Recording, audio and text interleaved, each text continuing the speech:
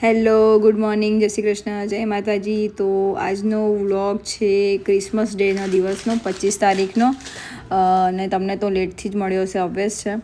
તો આજે 25 તારીખ છે અને અમે લોકો આજે વન ડે પિકનિકનો પ્લાન કર્યો છે અમારા ગ્રુપે. અને સવારમાં મારી તબિયત બહુ જ ખરાબ થઈ ગઈ તો આપણે લેટ થઈ ગયા હતા, પણ તો બી આપણે તૈયાર થઈ ગયા છીએ. અને અમારું ગ્રુપ હતું એ પહેલાં નીકળી ગયું છે અને અમે લોકો લેટ છીએ થોડા તબિયત ખરાબના કારણે. અને હવે આપણે લિફ્ટમાં આવી ગયા છીએ, લિફ્ટમાં નીચે ઉતરી રહ્યા છે અને આપણે આવી ગયા લિફ્ટની બહાર. અને આપણે ચાલતા ચાલતા તમને દેખાડી દઉં, સામે આપણી કાર ઊભી છે, આપણે કારમાં બેસી ગયા. મારા હસબન્ડજી, પતિદેવજી, એમના ફ્રેન્ડ બી આવ્યા છે યુએસથી.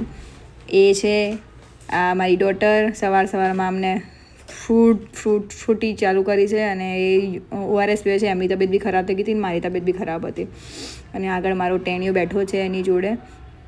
અને અમે લોકો બધા નીકળી ગયા છે ફરવા માટે. વન ડે પિકનિક છે, તમને આગળ પ્લેસ ખબર પડી જ જશે. આપણે આપણા રસ્તા ઉપરથી નીકળ્યા છીએ, દેખી લો, મળી ગયો ને. અમે જઈએ છીએ પોલો ફોરેસ્ટ અને રસ્તામાં દેખો આ 2 જણા પોતપોતાની મસ્તીમાં ગુમ થઈ ગયા. થોડા પછી અમે બી મસ્તી કરી લીધી એની જોડે. અને ઓલી રીસાઈ ગઈ કે મારી જોડે તો મમ્મી મસ્તી વિડીયો નહીં બનાવતી અને મસ્તી બી નહીં કરતી. પણ પછી આપણે સન દેખાઈ ગયો તો સનજીને આપણે દર્શન કરી લીધા. પછી આ મેડમનું એમનું સોંગ્સ ચાલુ કર્યું તો તે એમના થોડા મૂવ્સમાં આવી ગયા કે મૂવ્સ કરતા હતા. પછી એમને મારો ફોન ક્યારે લઈ લીધો ને ક્યારે આ બધા નાટકો કર્યા એ ખબર જ નહીં આપણને. જોઈ લો તમે એના નાટકો. પાછા આપણે તમને રસ્તો દેખાડી દઈએ છીએ કે આપણો રસ્તો ઈડર પહોંચી ગયા હતા અને ઈડરમાં વચ્ચે આ ઊંટની મસ્ત ઝુંડ જતું હતું. મેં કીધું લાવો ચલો ક્લિપ લઈ લઈએ આપણે, મસ્ત લાગતું હતું. અને આગળ જતાં મસ્ત તમને પહાડી ઇલાકો દેખાશે, મસ્ત પહાડી વ્યૂ આવી રહ્યો છે. અને આવી આપણે પોલો રિસોર્ટમાં.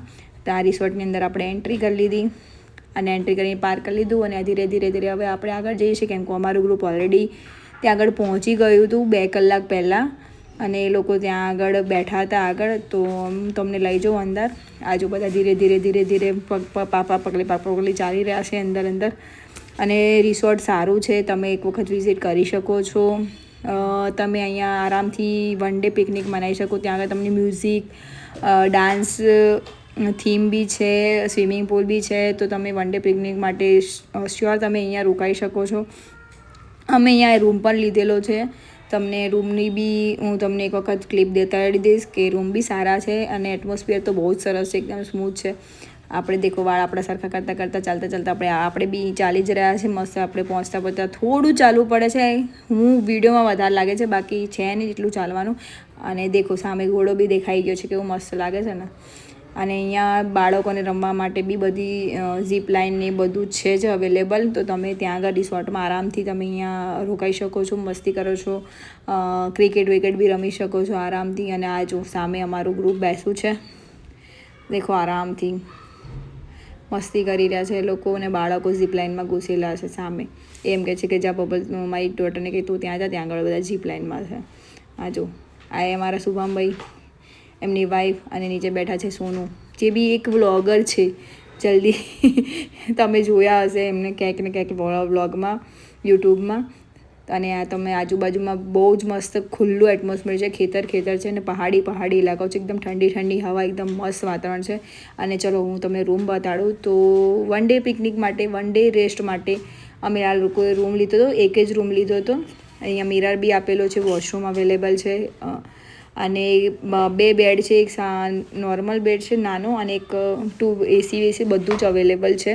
તો તમે વન ડે પિકનિક માટે આવ્યા હોય તો બી રહી શકો છો. અને આમ વન ડે રહેવું હોય, નાઇટ માટે રહેવું હોય તો બી રહી શકો છો. અને એની બહારનો વ્યૂ તમે જોઈ શકો છો કે બહાર બી મસ્ત આજુબાજુમાં ગ્રીનરી છે, બાજુમાં ખેતર છે અને ઠંડી હવા છે મસ્ત. આવા વાતાવરણમાં તો આમ શું કે ગામડાની યાદ આવી જાય આપણને. તો અહીંયા રહેવાની તો મજા જ કંઈક અલગ છે. એકદમ શાંતિવાળું વાતાવરણ છે. અને વન ડે પિકનિક માટે તો બેસ્ટ ઓપ્શન છે. તમે જોઈ લો કેટલી મસ્ત ગ્રીનરી છે. અહીંયા અમારી કાર પાર્ક કરેલી છે ને અહીંયા બધા બાળકો રમી બી રહ્યા છે. એટલે આરામથી તમારે બાળકોની બી ચિંતા કરવાની જરૂર નથી. અહીંયા આરામથી બાળકો ફ્રીલી રમી શકે છે. અને પછી લંચનો ટાઈમ થઈ ગયો એટલે આ છે, આ થોડું આગળ જઈને તમને ડાઇનિંગ એરિયા મળશે. આ છે એમનો નોર્મલ ડાઇનિંગ એરિયા, જે ખુલ્લો જ છે. આરામથી તમે અહીંયા બીજા બી સ્કૂલના ટ્રીપ હતી તો એના સ્ટુડન્ટ્સ આવેલા છે, તમે જોઈ શકો છો. તો એ લોકોનો બી અહીંયા પિકનિક પોઈન્ટ ચાલુ છે વન ડે પિકનિકનો.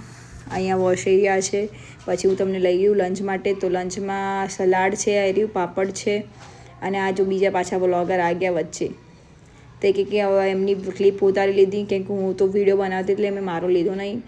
રોટલી છે, સૂજીનો શીરો હતો, એ કહે છે મને ક્લિપ મોકલી દેજે. મેં જો એને સેન્ડ નથી કર્યું. અને પાપડ છે, 2 શાક હતા, એક મિક્સ વેજ હતું અને એક પનીરનું શાક હતું. આ મિક્સ વેજ છે.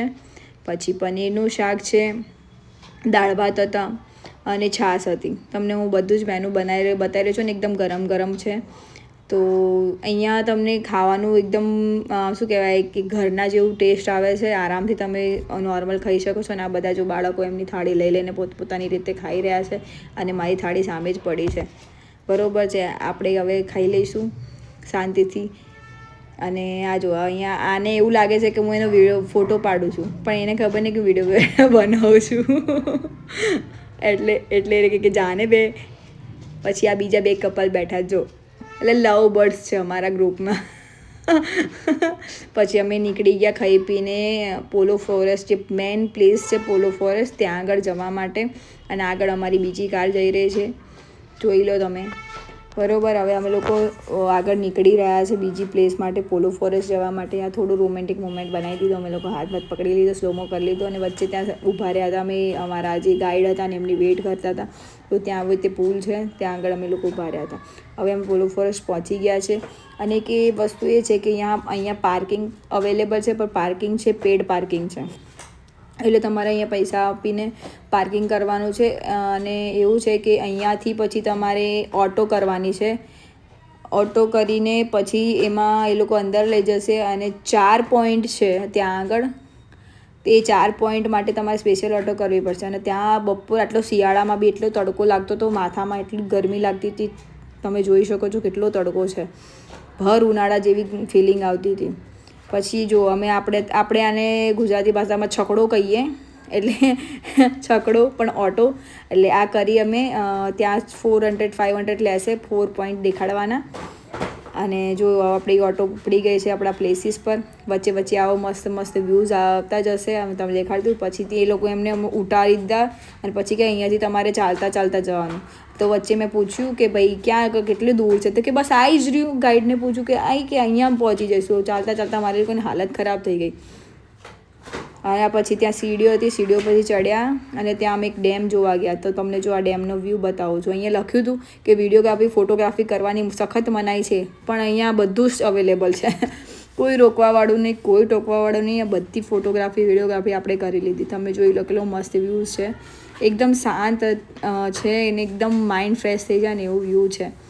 અને આ જે આપણા ગાઈડ હરણાવ શું કહેવું તારે? આ વ્લોગર છે અમે, like we are at Harnav vlogs, no Harnav river, and I am done with it. Too much water.